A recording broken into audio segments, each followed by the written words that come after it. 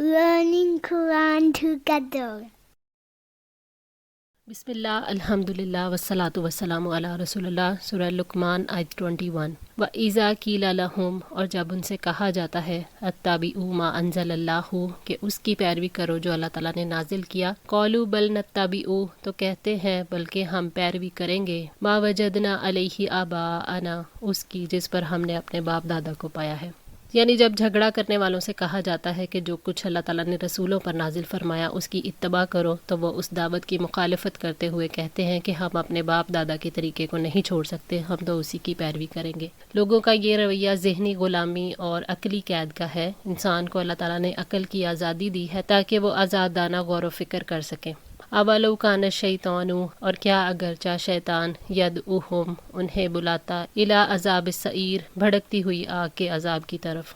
अल्लाह ताला ने बाप दादा की तकलीद का रद्द करते हुए फरमाया, वो फिर भी बाप दादा की तकलीद करेंगे अगरचा उन्होंने शैतान की आवाज़ पर लब्बैक कहा हो और वो उन्हें भड़कती आग तक ले जा रहा हो। किसी चीज़ की सदाकत के लिए ये दलील दुरुस्त नहीं है कि वो बाप दादा के वक्तों से चली आ रही है। इस आयत में दो बातों को बयान किया गया, एक ये कि तकलीद आबा बग़ैर तहकीक और शैतान की पैरवी एक ही चीज़ है, और दूसरा ये कि शैतान की पैरवी का लाजमी नतीजा जहन्नम का अजाब है। गोया उससे सवाल ये किया जा रहा है कि अगर शैतान तुम्हारे आबा व अजदाद को जहन्नम की तरफ ले जा रहा हो तो भी तुम अपने आबा व अजदाद की पैरवी करोगे। वमन युस्लिम वजहहू, और जो कोई सुपुर्द कर दे चेहरा अपना, इल्लाही, अल्लाह की तरफ, वहुवा मुहसिनुन, और वो मोहसिन भी हो, फ़क़द इस्तमसका, तो यकीनन उसने थाम लिया, बिल उर्वतिल वुस्का, एक मजबूत सहारा, व इल्लाही आकिबातुल उमूर, और सारे कामों का अंजाम अल्लाह ताला की तरफ ही है। जो कोई अपने आप को अल्लाह ताला के सुपुर्द करता है और वो इस्लाम में मोहसिन भी है क्योंकि उसका अमल शरई है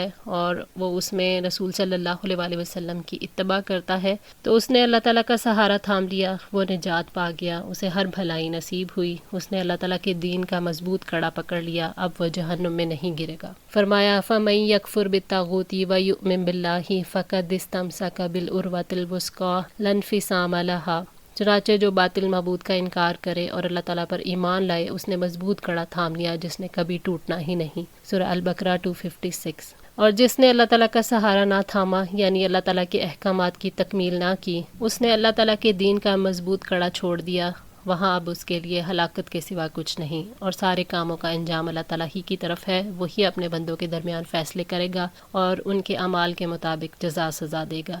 अल्लाह ताला ने इंसान को यही समझाया कि जब सारे मामलात का लौटना अल्लाह की तरफ है तो अपने आप को भी अल्लाह के हवाले कर दे और कुरान और सुन्नत के मुताबिक ज़िंदगी गुजारे। वमन कफ़रा, और जिसने कुफ़र किया, फ़ला यहज़ुनका कुफ़्रुहु, तो उसका कुफ़र आपको गमज़दा न करे, इलैना मर्जिउहुम, उन सब का लौटना हमारी तरफ ही है, फ़नुनब्बिउहुम बिमा आमिलू, फिर जो कुछ उन्होंने किया हम उन्हें बता देंगे, इन्नल्लाह अलीमुम बिज़ातिस सुदूर, यकीनन अल्लाह ताला सीनों की बातों को खूब जानने वाला है। यानी अगर काफिर अल्लाह ताला को उसकी शरीयत को नहीं मानते तो आप गमज़दा ना हो, आपने दावत और तबलीग का फ़र्ज़ अदा कर दिया, आप अल्लाह के यहाँ अजर के मुस्तहिक हो गए। आप सल्लल्लाहु अलैहि वसल्लम जान लें कि अगर उनके अंदर भलाई होती तो अल्लाह ताला उन्हें हिदायत दे देता। उन्होंने मरने के बाद आना तो हमारे ही पास है। फिर उनने उनके कुफ़र और हक़ से दुश्मनी और रसूलों को अज़ियत पहुँचाने और अल्लाह ताला के दीन को बुझाने की कोशिशों से अल्लाह ताला उन्हें आगाह कर देंगे, क्योंकि वो तो सीनों के राज जानता है जिनको कोई ज़ाहिर नहीं करना चाहता। उनके बारे में कैसे नहीं जानेगा जिनकी मुखालफत, हक़, दुश्मनी और एज़ार रसानी को सब देखते हैं। अल्लाह ताला ने इंसान को शऊर दिलाया है कि तुम्हारे दिल के हालात और मामलात भी अल्लाह से छुपे हुए नहीं हैं। हर काम के पीछे तुम्हारी सोच, तुम्हारी नीयत और इरादा सब कुछ अल्लाह के इल्म में है। अल्लाह से कुछ भी नहीं छुपा सकते। अल्लाह ताला ने इंसान को काफिराना रविश इख्तियार करने से रोका है कि ना तुम्हारे दिल में उभरने वाला ख्याल बचकर कहीं जा सकता है, ना तुम्हारा अमल और ना तुम खुद। नुमत्तिउहुम कलीला, हम फ़ायदा देंगे उन्हें थोड़ा सा, सुम्मा नज़्तर्रुहुम, फिर हम मजबूर करेंगे उन्हें, इला अज़ाबिन गलीज़, बहुत सख्त अज़ाब की तरफ। यानी हम काफिरों को दुनिया में थोड़ा सा फ़ायदा देंगे ताकि वो अपने गुनाहों में इजाफ़ा कर लें, फिर उनकी मौत के बाद उन्हें हौलनाक और सख्त अज़ाब की तरफ मजबूर कर देंगे।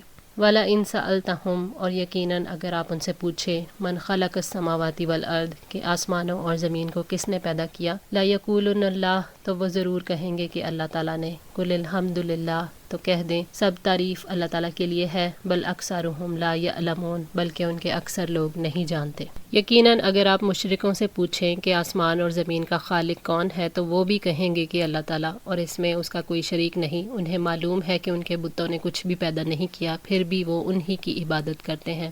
نبی صلی اللہ علیہ وآلہ وسلم ان کے اقرار کو انہی کے خلاف دلیل بنا کر کہہ دیں گے کہ اللہ کا شکر ہے جس نے حق کو واضح کر دیا اور تمہاری جانب سے دلیل واضح ہو گئی ہے۔ یعنی وہ نہیں جانتے، اسی وجہ سے وہ اللہ تعالیٰ کے ساتھ دوسروں کو شریک ٹھہراتے ہیں۔ اگر انہیں علم ہوتا، یقین ہوتا کہ اللہ کائنات کی تخلیق میں ایک ہے تو وہ عبادت میں بھی اسے دلیل کی روح سے ایک مان لیتے۔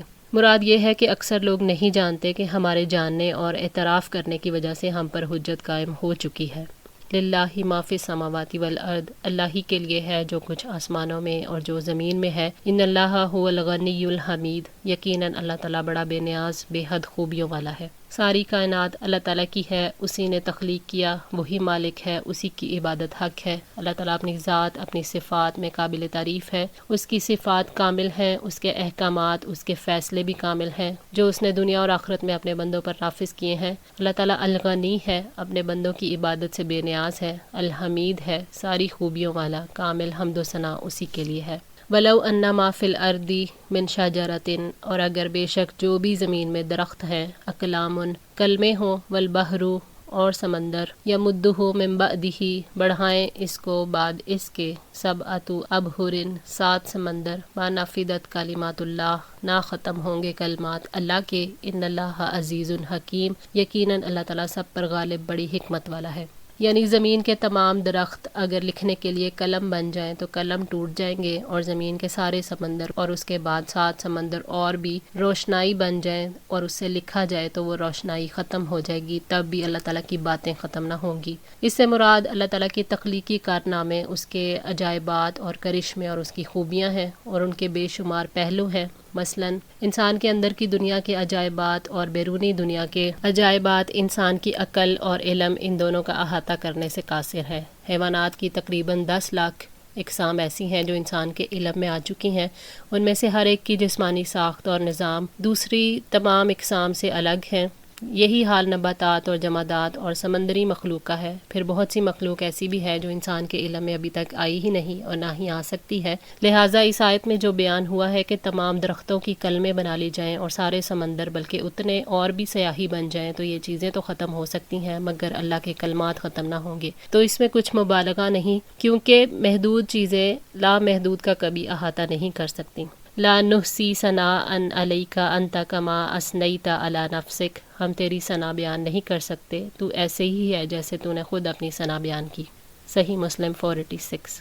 تمام عزت و غلبے کا مالک وہی ہے جس کی توفیق کے بغیر گناہ سے بچنے کی ہمت ہے، نہ نیکی کرنے کی طاقت ہے۔ وہ اپنے غلبے کے ذریعے سے تمام مخلوق پر غالب ہے، ان میں تصرف اور ان کی تدبیر کرتا ہے۔ اللہ تعالیٰ نے 7 سمندروں پر، درختوں پر اور انسانی دلوں پر غلبے سے العزیز کی حقیقت کو سمجھایا ہے کہ اللہ تعالیٰ ہر چیز پر غلبہ رکھتا ہے، اس کا علم ہر چیز پر حاوی ہے، علم کا بیان بھی لامحدود ہے، قدرتوں اور تقدیر کا بیان لامحدود ہے۔ وہی العزیز ہے جو سب پر غالب ہے اور کوئی اس پر غلبہ نہیں پا سکتا۔ اللہ تعالیٰ الحکیم ہے، وہ غلبہ رکھنے کے باوجود انسان کو سنبھلنے کا موقع دیتا ہے، اس کا علم اور قدرت لامحدود ہے اور اس کی حکمت کی بھی کوئی انتہا نہیں۔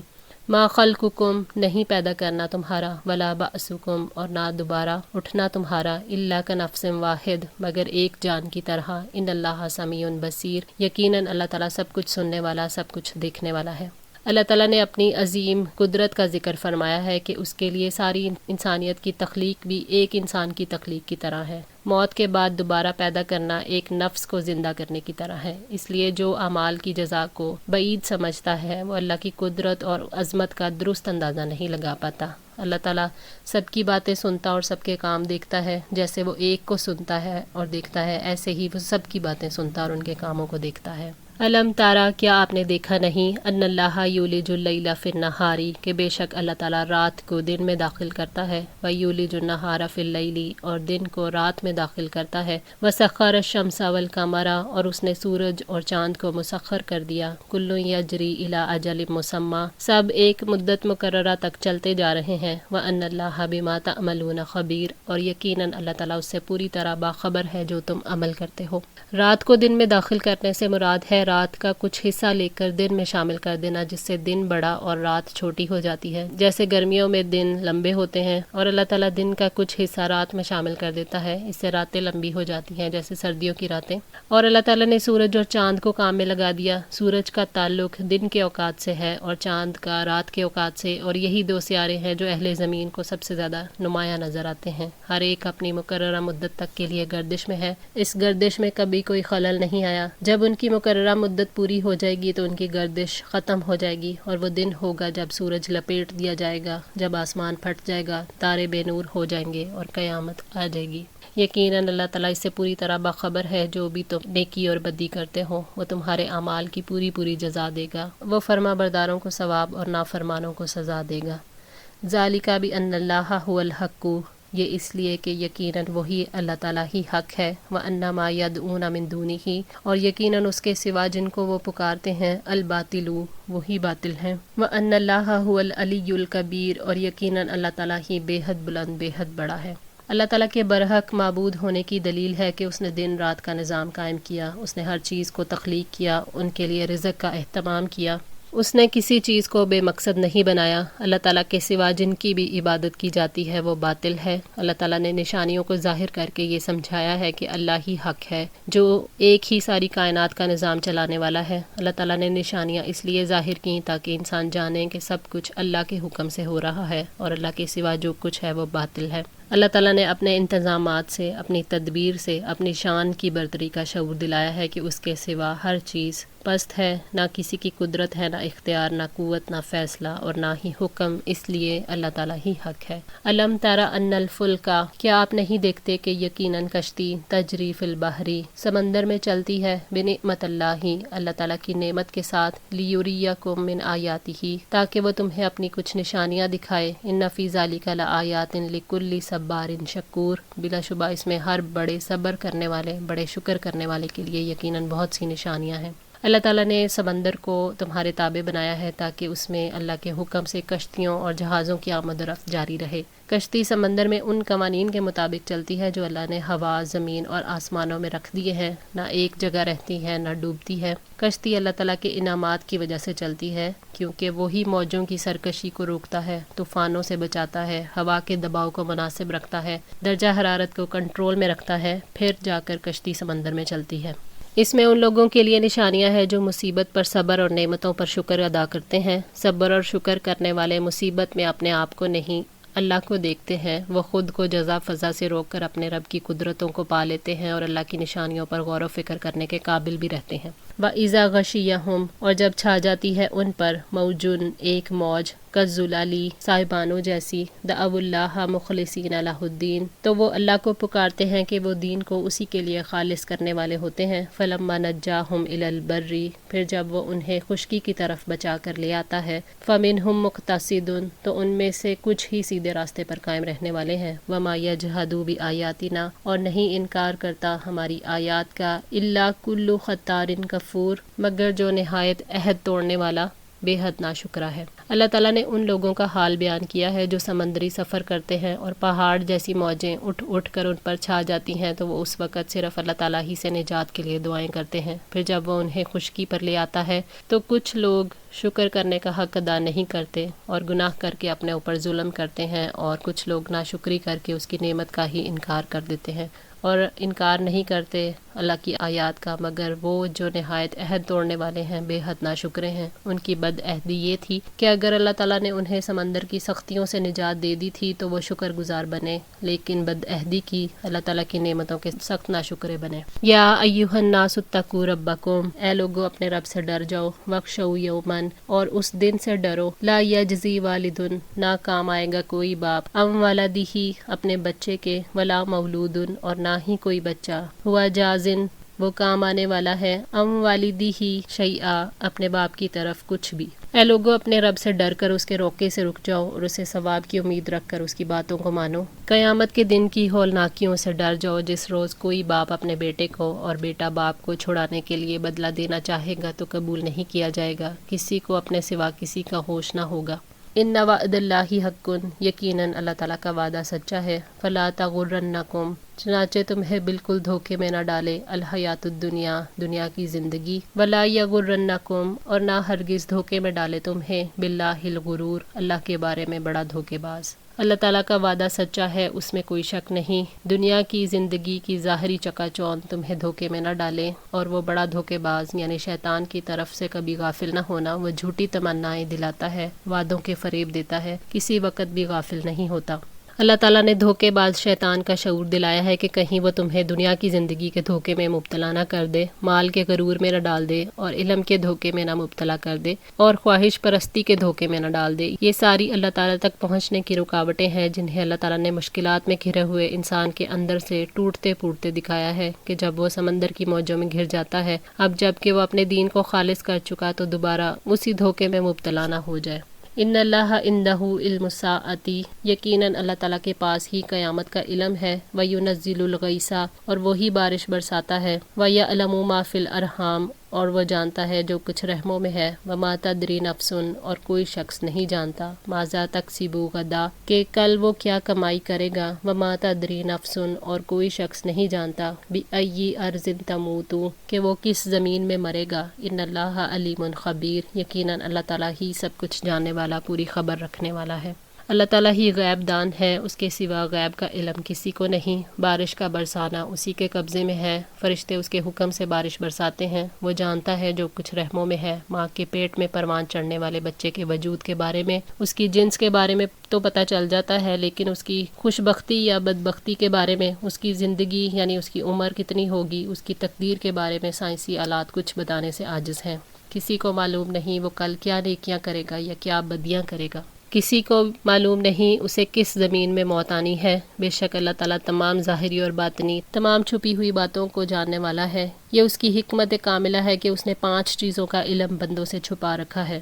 حضرت عبداللہ بن عمر بیان کرتے ہیں کہ نبی صلی اللہ علیہ وسلم نے فرمایا، غیب کی کنجیاں 5 ہیں جنہیں اللہ کے سوا کوئی نہیں جانتا. کوئی نہیں جانتا کہ کل کیا ہوگا، کوئی نہیں جانتا کہ ماں کے پیٹ میں کیا ہے، لڑکا یا لڑکی، کوئی نہیں جانتا کہ وہ کل کیا کرے گا، کوئی نہیں جانتا کہ وہ کس سرزمین میں مرے گا، اور کوئی نہیں جانتا کہ بارش کب ہوگی. صحیح بخاری 1039. الحمدللہ، اللہ تعالیٰ کی توفیق اور مدد سے سورہ لقمان آج مکمل ہوئی. اللہ تعالیٰ سے دعا ہے کہ ہم سب کو قرآن پاک کو پڑھنے، سمجھنے اور عمل کرنے کی توفیق عطا فرمائے، ہمارے علم میں اور عمل میں اضافہ فرمائے، ہماری غلطیوں کو معاف فرما کر ہماری اصلاح فرمائے. جزاکم اللہ خیر. والسلام علیکم ورحمۃ اللہ وبرکاتہ.